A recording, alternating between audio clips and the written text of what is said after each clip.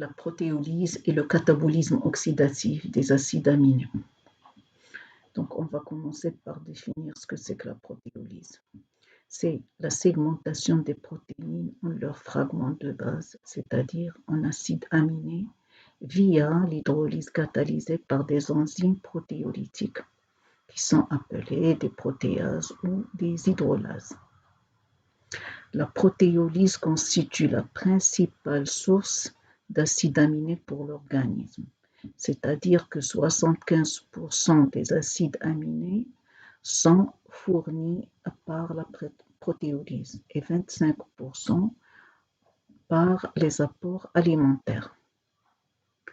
La protéolyse est un processus qui consomme de l'énergie pour que les peptides soient dégradés, donc soient hydrolysés, ils consomment de l'énergie.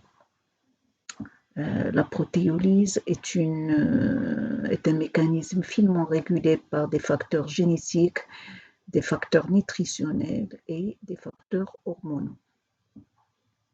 Pour le catabolisme oxydatif des acides aminés, donc c'est la dégradation irréversible des acides aminés en un radical carboné qui peut être inséré dans le métabolisme et une partie toxique qui est l'ammoniac NH3 qui doit être éliminée de l'organisme. Donc je récapitule, le catabolisme oxydatif des acides aminés, c'est donc la dégradation de l'acide aminé en un squelette carboné et en une fonction amine. D'accord, donc la fonction amine, elle est toxique, donc elle est en général, elle se présente au niveau de notre organisme sous forme d'ammoniac. Alors, comme vous le voyez, donc nous avons des protéines qui soient animales ou végétales, donc sous l'action des protéases, donc il y a dégradation des protéines en peptides, et donc en acides aminés. Ces acides aminés, ils vont subir un catabolisme oxydatif, c'est-à-dire qu'ils vont être donc dégradés en un squelette carboné, c'est-à-dire un squelette qui est formé d'atomes de carbone, et la fonction amine qui est une partie toxique de la protéine. Donc c'est pour cela qu'on dit toujours que les protéines quand ils sont métabolisés, donc ils vont dégager donc une partie très toxique pour l'organisme qui est la fonction amine sous forme donc d'ammoniac, et c'est pour cela qu'il ne faut pas abuser donc de protéines animales parce que c'est un travail qui est très dur pour le rein, parce que le rein, pour l'éliminer, donc elle doit fournir beaucoup d'efforts pour l'éliminer sous forme d'urine, donc et l'éliminer à l'extérieur de l'organisme. Alors je reviens sur le squelette carboné. Le squelette carboné, soit il va être donc retransformé en glucose, il va donc être dégradé pour donner donc du CO2, donner de l'acétyl-CoA et donc donner des corps cétoniques. Et d'ailleurs, on a vu ça lors du métabolisme donc des glucides et des lipides. Alors, on va commencer par la dégradation irréversible des acides aminés ou catabolisme oxydatif des acides aminés. La première étape, c'est la désamination, c'est-à-dire l'enlèvement de la fonction amine. Donc, c'est un transfert réversible du groupement alpha-aminé sur l'alpha-cétoglutarate, produisant l'acide alpha-cétonique qui est appelé cétoacide. Donc, comme vous le voyez, vous avez l'acide aminé plus l'alpha-cétoglutarate, elle va donner le cétoacide plus la fonction amine sous forme donc d'ammoniac. Et après, donc, le le cétoacide qui est donc l'acide glutamique, il va donc s'unir à une molécule d'ammoniac plus de l'ATP pour donner un acide aminé qui est la glutamine. Donc le groupe aminé porté par l'acide glutamique ou glutamate sera ultérieurement redistribué vers d'autres acides aminés, notamment vers la glutamine. Et donc, il y aura élimination de l'azote. Alors, comment l'azote va être éliminé? On vient de dire que le glutamate formé sera converti en glutamine grâce à la glutamine synthétase qui permet donc le transfert de l'ammoniac toxique sous sa forme sous une autre forme, une forme neutre entre les différents organes et en particulier vers le foie. C'est au niveau du foie que donc l'ammoniac va être donc dégradé et transformé pour être éliminé par les reins. D'autres acides aminés tels que l'alanine participent également à ce transfert. Et dans le foie, la glutamine redonne du glutamate et de l'ammoniac et c'est le cycle de l'urée qui permet l'élimination de l'excès d'ammoniac sous une forme neutre, hydrosoluble et concentrée. Et on va voir ça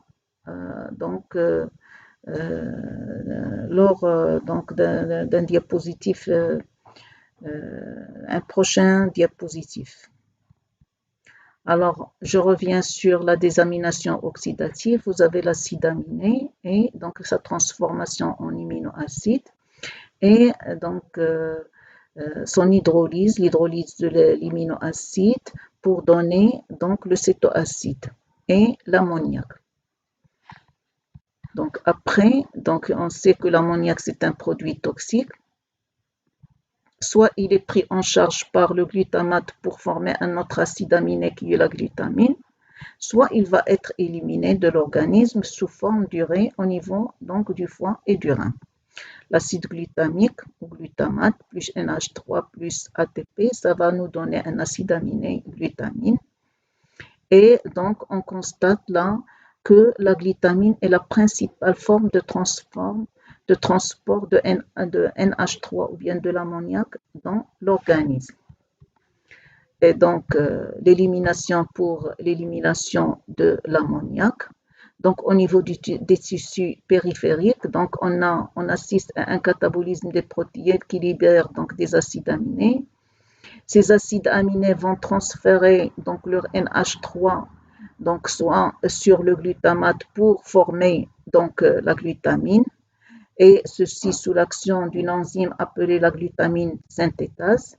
Et après la glutamine, et d'ailleurs c'est le cas même pour l'alanine qui représente donc la forme privilégiée de transport des acides aminés dans le plasma, la glutamine est captée au niveau du foie où elle est retransformée en d'autres acides aminés, notamment en alanine ou autres. Soit elle est désaminée en glutamate grâce aux enzymes glutaminases. Donc, comme vous le voyez, donc vous avez le tissu périphérique et donc les différents acides aminés. Et vous avez au niveau des tissus périphériques l'acide glutamique. Donc, l'acide glutamique qui va donc s'intégrer à NH3 pour donner la glutamine. Cette glutamine, donc, c'est la forme de transport donc de l'ammoniac au niveau du plasma.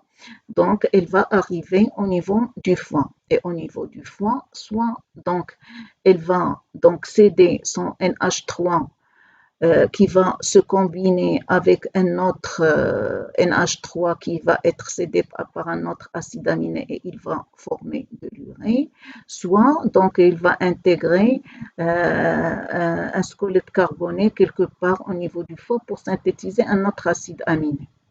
Et donc, quand deux molécules d'ammoniac s'unissent pour donner l'urée, donc ils vont être transportés jusqu'au rein et au niveau du rein, ils vont être éliminés à l'extérieur de l'organisme. Alors, quel est le rôle de l'urée?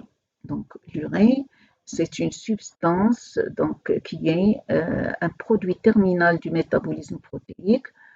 Il peut diffuser en partie dans l'intestin où il est dégradé par des uréases bactériennes pour produire de l'ammoniac qui peut être réabsorbé et revenir au foie. C'est ce qu'on appelle le cycle de l'urine. Donc le cycle de l'urine, il participe, c'est une forme de sauvetage de l'azote qui donc peut jouer un rôle important au niveau donc du foie pour assurer un épargne protéique au cours par exemple d'un déficit protéique qui peut être donc lors d'un jeûne prolongé ou autre chose c'est-à-dire quand l'organisme est en déficit d'énergie, donc la fabrication d'acides aminés peut donc protéger l'organisme de ce déficit énergétique. Alors le cycle de l'urée, c'est la voie préférentielle d'élimination de l'azote en excès, mais l'azote peut également être éliminé par le rein sous forme d'ammoniac qui représente environ 20% de l'azote urinaire total. Et bien sûr, cette élimination urinaire d'azote peut augmenter dans des circonstances cataboliques au niveau de l'organisme, par exemple pendant le jeûne. Donc le jeûne, surtout quand c'est prolongé, donc on a un catabolisme protéique, c'est-à-dire que les protéines vont être dégradées pour fournir de l'énergie sous forme d'ATP aux cellules. Aussi lors de l'acidose, donc, et les insuffisances hépatiques, c'est-à-dire quand le foie est incapable de resynthétiser donc des acides aminés. Et à ce moment-là, elle catabolise donc les acides aminés pour donner de l'énergie à l'organisme. Alors, nous avons vu que le catabolisme oxydatif des acides aminés donne lieu donc à de l'ammoniac, donc élimination donc de la fonction amine de l'acide aminé, et il reste donc le radical carboné des acides aminés. Alors, quelle est sa destinée?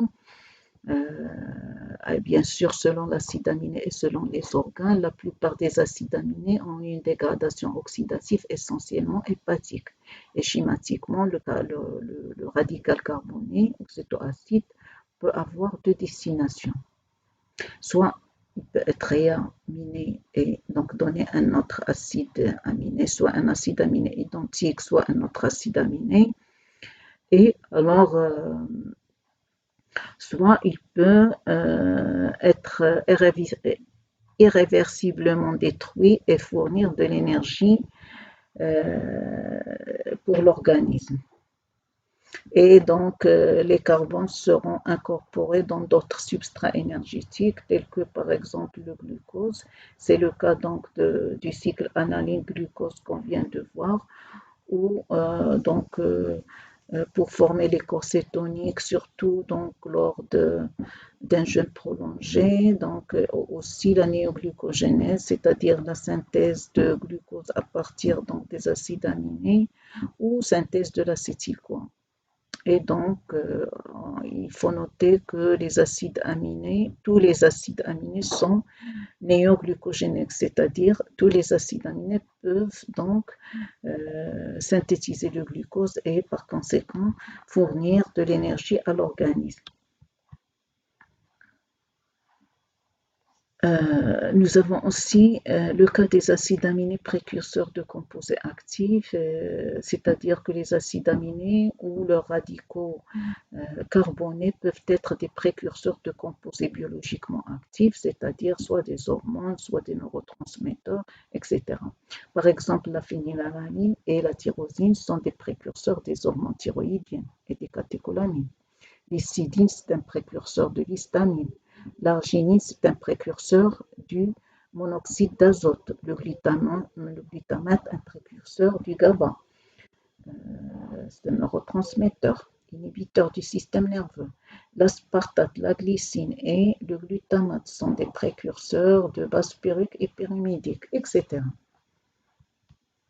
Alors, le schéma général résumant le métabolisme des acides aminés, nous avons une dégradation, c'est-à-dire que les acides aminés vont emprunter le cycle de l'urée, c'est-à-dire une suite de réactions qui transforment les acides aminés en un produit, qui est l'acétyl-CoA, et en urée, qui passera dans le sang et sera éliminé dans les urines.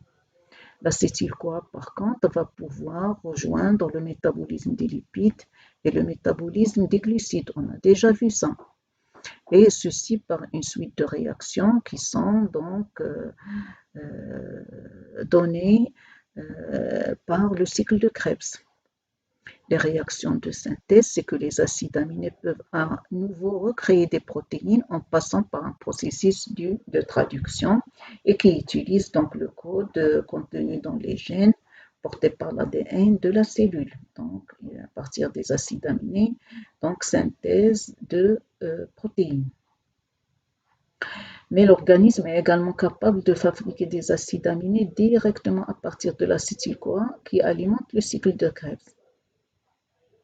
Et donc certains acides aminés peuvent être synthétisés à partir de la glycolyse. D'ailleurs, c'est le cas donc du pyruvate qui peut donner l'analine qu'on vient de voir donc dans le cycle analine-glucose. Et d'ailleurs, c'est une réaction fondamentale du métabolisme du glucide.